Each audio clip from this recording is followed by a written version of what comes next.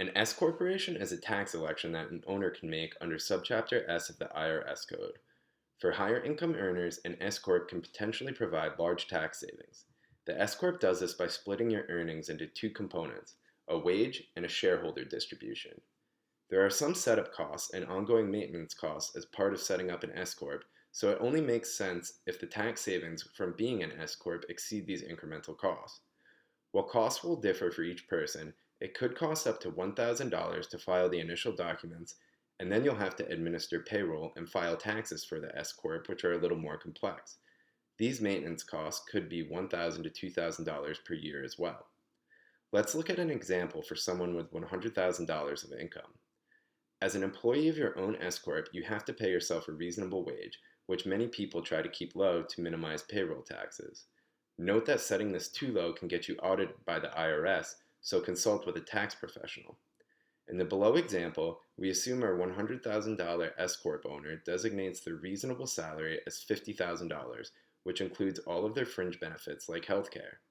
Since they're an employer, they have to pay unemployment taxes now. While the federal unemployment tax of $420 is a new expense, the savings are still material by shifting some of your earnings from income or wages to shareholder distributions. Note that certain states may have additional unemployment taxes for S-Corps and other additional taxes compared to our simplified version below. This varies from state to state, so we have not included these differences here, but it's something to look into for your specific situation.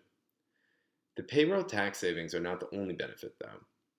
The S-Corp shareholder distributions are typically taxed as long-term capital gains, which is a lower tax rate than the federal income tax rate. For our $100,000 earner, the long-term capital gain rate is only 15% versus the federal income tax rate of 24%. In this example, you would save $7,230 in payroll taxes by lowering your income, and you would save $6,101 in taxes from the beneficial corporate tax treatment. In this example, we assume the stock basis is zero. Simply put, the stock basis is what you paid for your shares in the company. If you paid $10,000 for the shares in your S-Corp when you set it up, you could distribute $10,000 without paying any taxes on it, as this is viewed as a return of your original investment. After your cumulative distributions exceed the stock basis, the distributions are no longer tax-free and are taxed at the still lower long-term capital gains rate, which we used in the above example. Also note that there is a benefit from the changes in the tax code made during the Trump administration called the 199A, or Qualified Business Income Deduction, which is set to expire in 2025.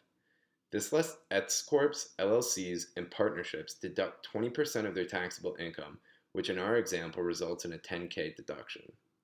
The deduction applies as long as you make less than $167,000 of income as an individual or $321,000 of income as a couple.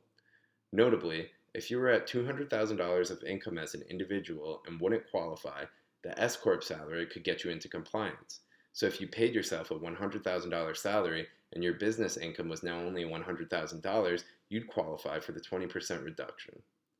Between the payroll tax savings of $7,230 and the income tax savings of $6,101, it would seem to make sense for this high-income earner to set up an S-Corp.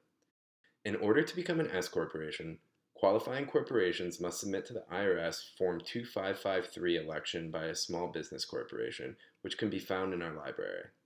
If you just set up the business, you must file the paperwork within 2 months and 15 days of organizing to receive the S-Corp taxation treatment for that year. If your business is already established, you need to have the paperwork filed by March 15th to receive the S-Corp taxation for that year. There are other requirements an S-Corp must meet, which can be found in our library. If a corporation wants to be treated as an S-Corp, but then fails to file the form or fails to qualify, they could face penalties from the IRS for filing taxes incorrectly. As discussed, payroll and accounting work is more complex for S-Corp. For example, payroll taxes are due every 2 weeks or monthly, and forms are required for quarterly federal and state withholding taxes. However, there are firms that can help with this. Notably, it will change your tax form slightly. The IRS views corporations as their own living, breathing taxable entities. This is different from a single-member LLC or a sole proprietorship, which most freelancers use, as the IRS considered these disregarded entities, meaning these entities are just pass-throughs where the owner is responsible for the taxes. If you have an S-Corp, you'll have to file a Form 1120-S corporate tax return, and you'll no longer use the Schedule C. You'll calculate the income of the standalone business and take the business expense deductions on Form 1120-S now. Then, the income from this corporation will be distributed to the owner of the S-Corp, you, on a Schedule K-1, which you'll report on your Form 1040. However, as you can see, once you start making a certain level of income, the tax benefits from an S-Corp greatly outweigh the cost.